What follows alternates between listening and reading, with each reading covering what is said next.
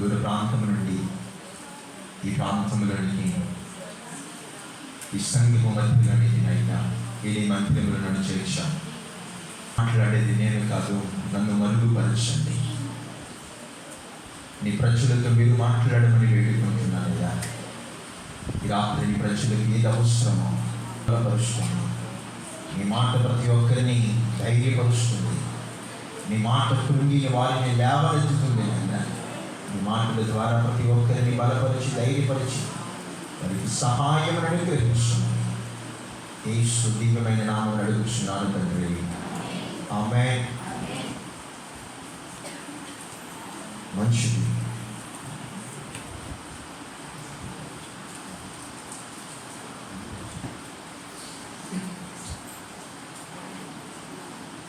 మంచిది.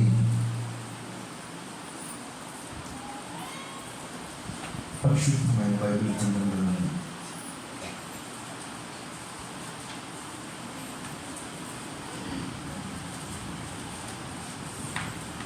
స్తోత్రం. హల్లెలూయా, హల్లెలూయా, హల్లెలూయా, హల్లెలూయా.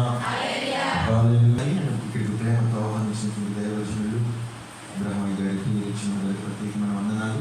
వరుసకి నాకు బావగారు అవుతారు, మక్కనిచ్చాను. మా అక్క దేవుడికి స్తోత్రం. హల్లెలూయా. దీక్షణ అమ్మగారి వల్ల బాబాయ్ కొడుకుంది.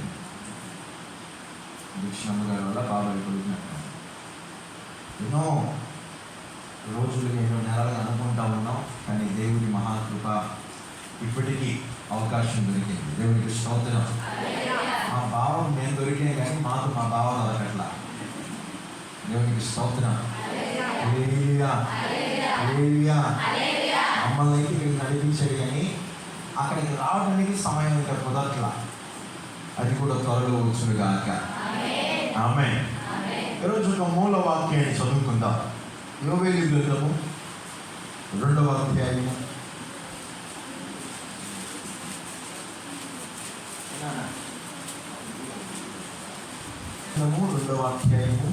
15వ వచనం.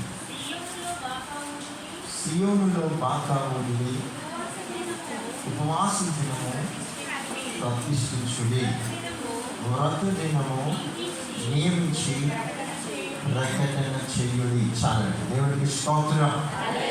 సియోనులో బాకా ఉండి ఉపవాస దినము ప్రతిష్ఠించుడి. దేవుడికి స్తోత్రం. హల్లెలూయా. హస్తాలు తీసుకుంటున్న దగ్గరగా దేవుని స్తోత్రం చెల్లిద్దామా? హల్లెలూయా.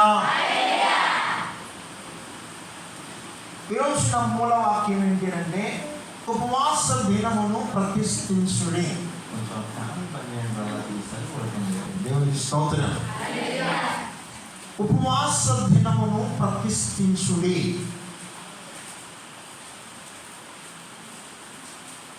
ఏంటి ఉపవాస దినాన్ని ప్రతిష్ఠించాలి? దేవుని ఆరాధిస్తున్న మనము మారుమనసు పొంది రక్షింపబడి బాప్తిసం తీసుకుని దేవుని సంఘములో సంఘ సభ్యులంగా ఎదుగుతున్నటువంటి మనము, ఆయన ఆరాధిస్తున్న మనము, ఆయన ఘనపరుస్తున్న మనము, ఆయన నామాన్ని మహిమపరుస్తున్న మనము ఉపవాస దినాలను ఎందుకు చాటించుకోవాలి? ఉపవాస దినాలను ఎందుకు ప్రతిష్ఠించుకోవాలి? అసలు మనము ఉపవాసము ఎందుకు ఉండాలి?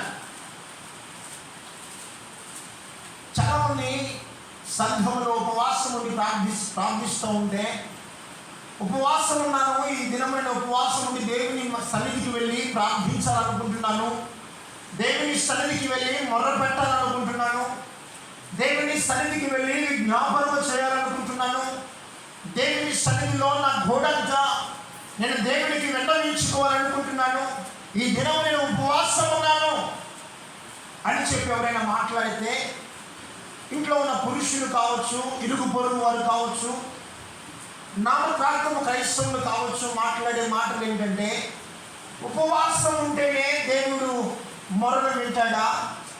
ఉపవాసం ఉంటేనే దేవుడు మన యొక్క విన్నపాలను వింటాడా? ఉపవాసం ఉంటేనే దేవుడు మనకు సహాయం చేస్తాడా? ఉపవాసం ఉంటేనే దేవుని ఫలాలను మీరు అనుభవిస్తారా అని చెప్పి చాలా రకాలుగా మాట్లాడుతూ ఉంటారు.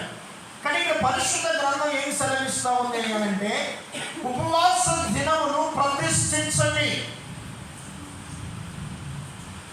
మారు మనసు పొంది రక్షించబడి దేవుని సంఘములో ఒక సభ్యుడిగా ఎదుగుతున్న నీవు ఉపవాసం ఉండి ప్రార్థన చేయటం చాలా అవసరం. ఎందుకో తెలుసా?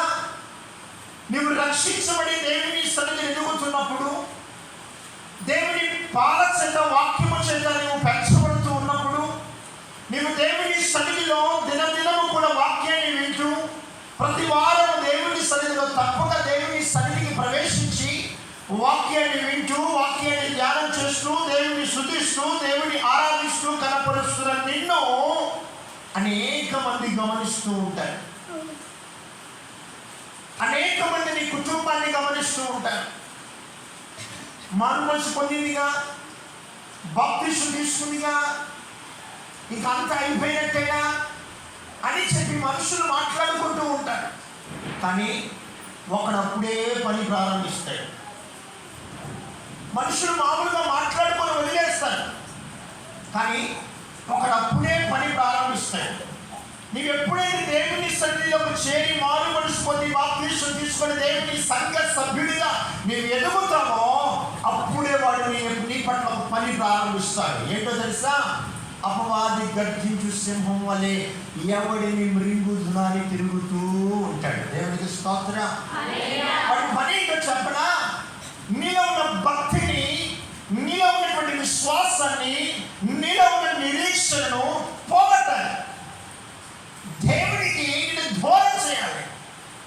దేవుడికి నేను దూరం చేసి నీలో ఉన్న రెట్టింపు అవుతున్నటువంటి ఆ విశ్వాసాన్ని, నీలో రెట్టింపు అవుతున్నటువంటి ఆ నమ్మకత్వాన్ని, నీలో రెట్టింపు అవుతున్న ఆ నిరీక్షణను పోగొట్టాలి. మరి పనే అది. ఈనాడు చూడండి, చాలా మంది మొదట దేవుని సన్నిధికి వచ్చినప్పుడు చాలా విశ్వాసాన్ని ప్రదర్శిస్తారు, చాలా నమ్మకత్వాన్ని కలిగి ఉంటారు, దేవుని సన్నిధిలో బాగానే ఎదుగుతారు, దేవుని బాగానే ఆరాధిస్తారు. కొన్ని దినాలు అయిపోయిన తర్వాత దేవునికి దూరం అయిపోతారు. కొన్ని దినాలు అయిపోయిన తర్వాత ప్రార్థించడం మర్చిపోతారు. కొన్ని దినాలు అయిపోయిన తర్వాత దేవుని సన్నిధిని మర్చిపోతారు. కొన్ని దినాలు అయిన తర్వాత దేవుని సావుకుని మర్చిపోతారు. అసలు వందన వచనమే మర్చిపోతారు. ఎందుకంటారు? ఒక మాట చెప్పనా?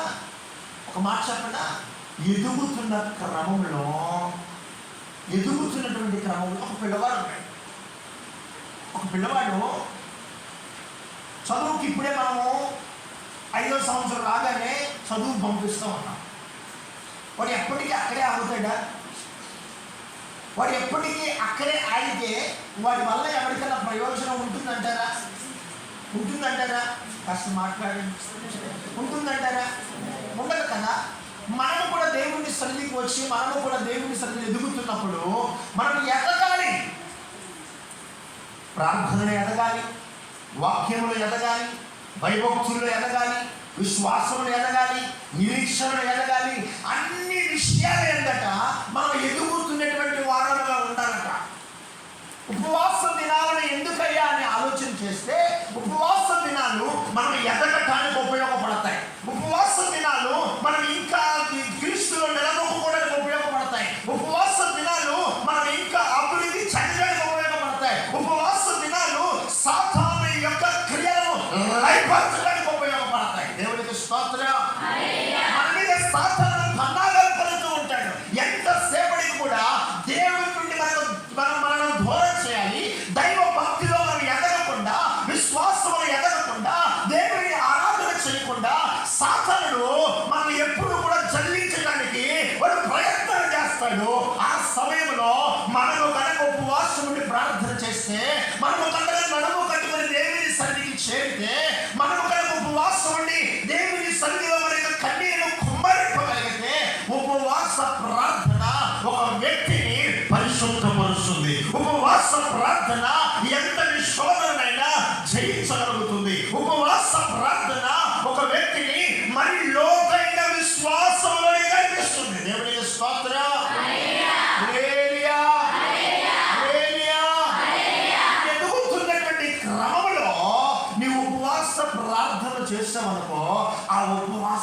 ప్రార్థనల ద్వారా నీ బేస్మెంట్ సరిగా అవుతుంది. ఒక ఇల్లు కట్టినప్పుడు ఆ ఇంటికి ఏమవసరం తెలుసా? బేస్మెంట్ అవసరం. ఏమవసరం? పునాది అవసరం. పునాది కనుక చక్కగా ఉంటే, పునాది కనుక స్ట్రాంగ్గా ఉంటే మనం ఎంతటి ఇల్లునైనా కట్టవచ్చు, ఎంతటి ఇంటినైనా కట్టవచ్చు, ఎంతటి ఇంటిని నిర్మించవచ్చు. చాలా మంది చూడండి అండి, ఈనాడు ఎందుకు క్రైస్తవులు ఎదగట్లా? ఈనాడు క్రైస్తవులు ఎందుకు ఇంకా లోతైనటువంటి ఆత్మీయమైన అనుభవం గుండా వెళ్ళట్లా? ఇంకా లోతైనటువంటి పరిశుద్ధతలోనికి వెళ్ళట్లేదు అని అంటే ప్రార్థన శక్తిని కోల్పోతా ఉన్నా. ప్రార్థన శక్తిని కోల్పోతా ఉన్నాడు. నా ప్రాణమా తినుము త్రాగుము సుఖించుము అన్నట్లుగా ప్రార్థన శక్తిని మర్చిపోతా ఉన్నాడు. ప్రార్థనలో బలం ఉంది. ప్రార్థన నిన్ను ఉజ్జీవపరుస్తుంది. ప్రార్థన పడిపోయిన ప్రాకారాల సైతము నిర్మించగలుగుతుంది. కానీ నాడు మనుషులు ప్రార్థన మాత్రం చేయట్లా. ఏం చేయట్లా? ప్రార్థన చేయట్లా. సంఘాలలో ప్రార్థనా పరులు తక్కువైపోయారు. సంఘాల్లో కన్నీరు కాచి విశ్వాసము కలిగి మోకరించి ప్రార్థన చేసేటువంటి ఆ ప్రార్థన ఈనాడు సంఘాలలో కరువైపోయారు. దేవుని లేఖను సెలవిస్తా ఉంది, సియోనులో బాట వదిలి ఉపవాస దినములు ప్రతిష్ఠించు. ఉపవాస దినాలు ప్రతిష్ఠించండి అంటే ఉపవాస దినాలను చాటించండి, చెప్పండి. చూడండి, ఒక మాట చాలా సంతోషం వేసింది రాగానే. ఎందుకో తెలుసా? ఉజ్జీవ సభలను పెట్టు, మందిరాలు ఎడుతాయి. సువార్త స్వస్థత కూడికలను పెట్టు, స్వస్థత కూడికలను పెట్టు, ఎక్కడెక్కడ దొరుకుతారు. ఉపవాస ప్రార్థనలు పెట్టు, ఉపవాస ప్రార్థనలు పెట్టు. చాలా సంఘాల్లో సావుకురాళ్ళు 4-5 మనుషులు కనపడతారు. మరి మీరు అందరూ ఉపవాసంతో వచ్చారా? తిట్టా ఏదో ఒకటి ఉపవాసంతో వచ్చారా? ఉపవాసము నిజంగా మనల్ని బలపరుస్తుందండి. చూడండి, ఒక మాట చూపిస్తాను నేను. మార్కు సువార్త 9వ అధ్యాయం, మార్కు సువార్త 9వ అధ్యాయం 29వ మాట.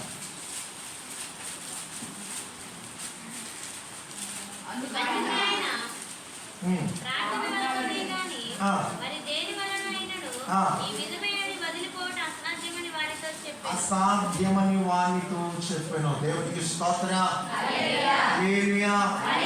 యేసుక్రీస్తు ప్రభువు వారు ఒక మాట అంటాడు. ఏమనంటే, ప్రార్థన వలనే కానీ ఇటువంటి వదిలిపోవుట అసాధ్యము అంటాడు. ఏమిటి ఆ సందర్భము అని ఒకసారి ఆలోచన చేస్తే అక్కడ కొన్ని మాటలు పైభాగంలోకి వెళితే, ఒక వ్యక్తిట మూగ దయ్యము పట్టినటువంటి ఒక కుమారుణ్ణి యేసుక్రీస్తు చెంతకు తీసుకొని వచ్చాడు. యేసే చెంతకు తీసుకొని వచ్చి యేసుక్రీస్తు ప్రభువారితో మాట్లాడుతున్న మాట ఏంటంటే, అయ్యా వీడు దయ్యం పట్టి వీడు బహు బాధపడుతూ ఉన్నాడు, వీడు మోగ దయ్యము చేత బహు బాధపడుతున్నాడు అని మాట్లాడితే యేసు ప్రభువారి దగ్గరకు వచ్చి అంటాడు, వీడు అలాగే వచ్చినప్పుడు వీడికి పిడిసొస్తుంది, వీడు కింద పడి నురుగు కట్టుకుంటాడు, వీడిని శిష్యుల దగ్గర తీసుకొచ్చానే కానీ ఆ శిష్యులు వాడికి ఏమీ కూడా చేయలేకపోయారంట. ఆ వచనాన్ని మీకు ఒకసారి చదువుతారు చూడండి. అక్కడ 9వ అధ్యాయం 17వ వచనంలో ఒక మాట అంటాడు చూడండి. 9:17. ఒకడు బోధకుడా మోగ దయ్యము పట్టిన నా కుమారుని నీ యొద్దకు తీసుకుని వచ్చింది, అది ఎక్కడ వానిని పట్టునో అక్కడ వారిని పడద్రోయును. అప్పుడు వాడు నురుగు కార్చుకొని పండ్లు కొరుకుకొని మూర్ఛులను దానిని వెళ్ళగొట్టుమని నీ శిష్యులను అడిగితిని కానీ అది వారి చేత కాలేదని ఆయనతో చెప్పాను.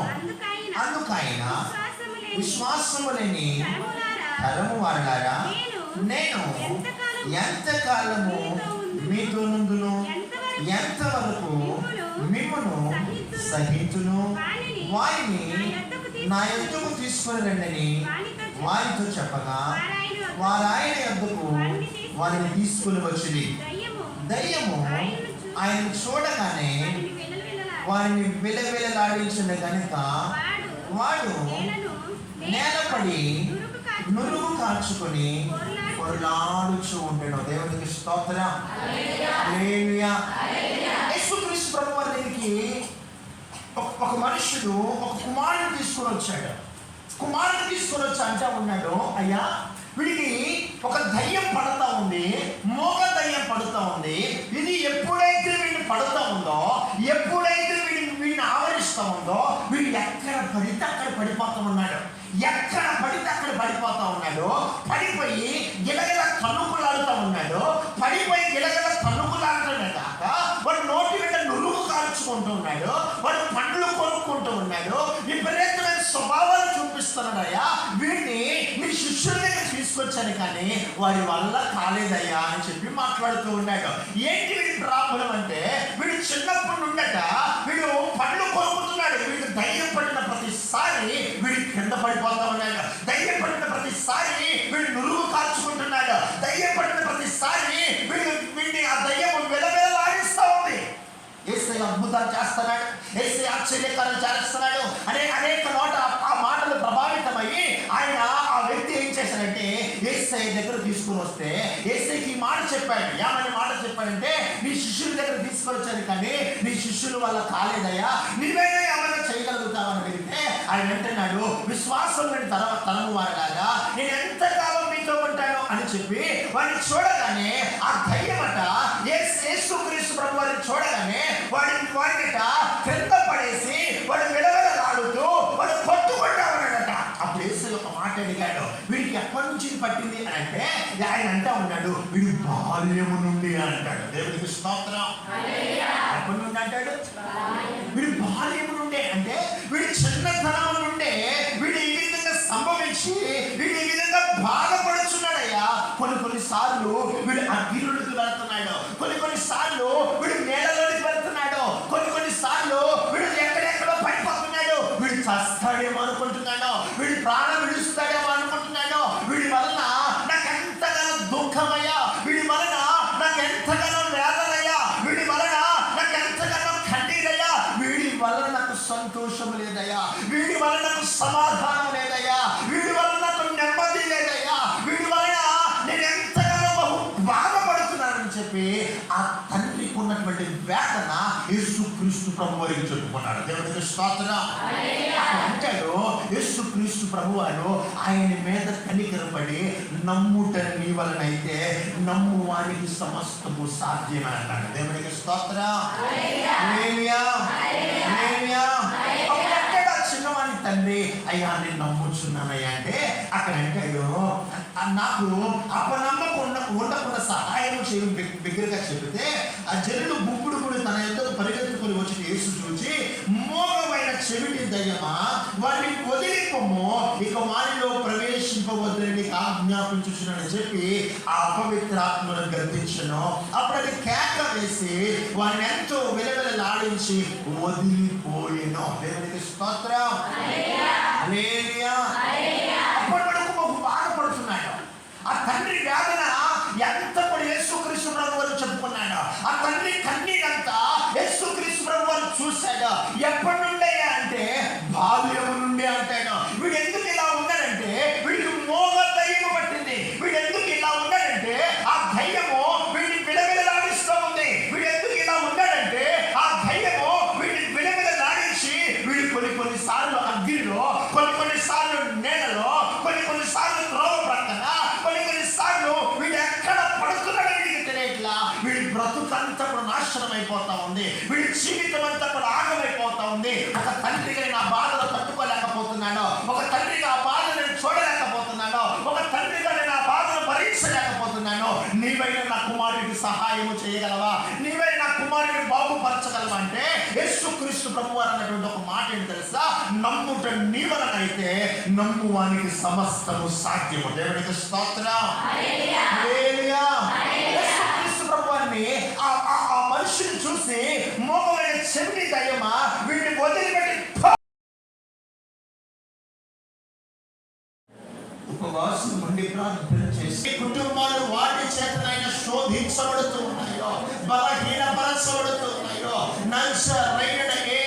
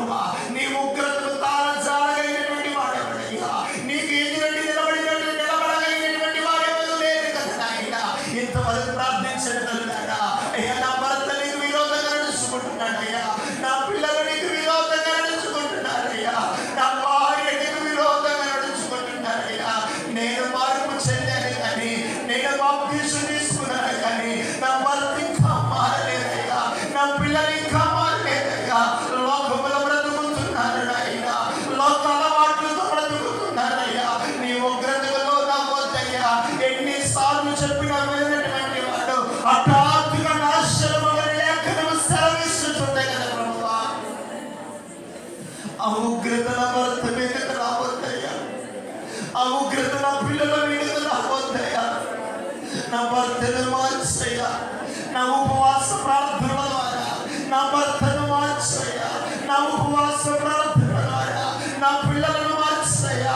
నా ఉపవాస ప్రార్థనల ద్వారా నా తల్లిదండ్రులు మార్చయ్యా.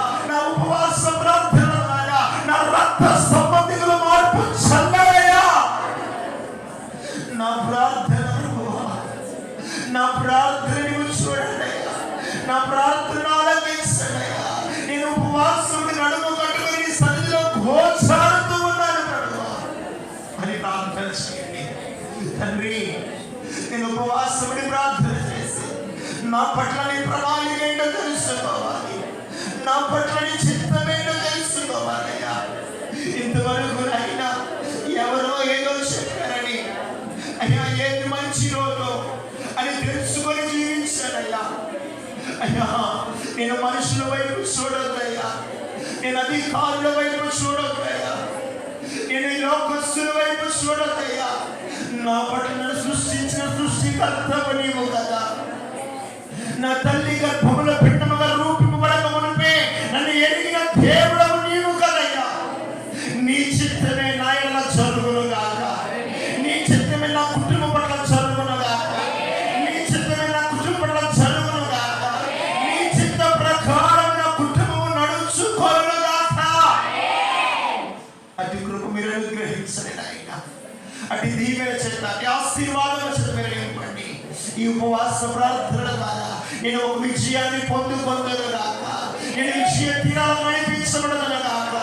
నా కుటుంబ విజయం పొందుకొందను గాక.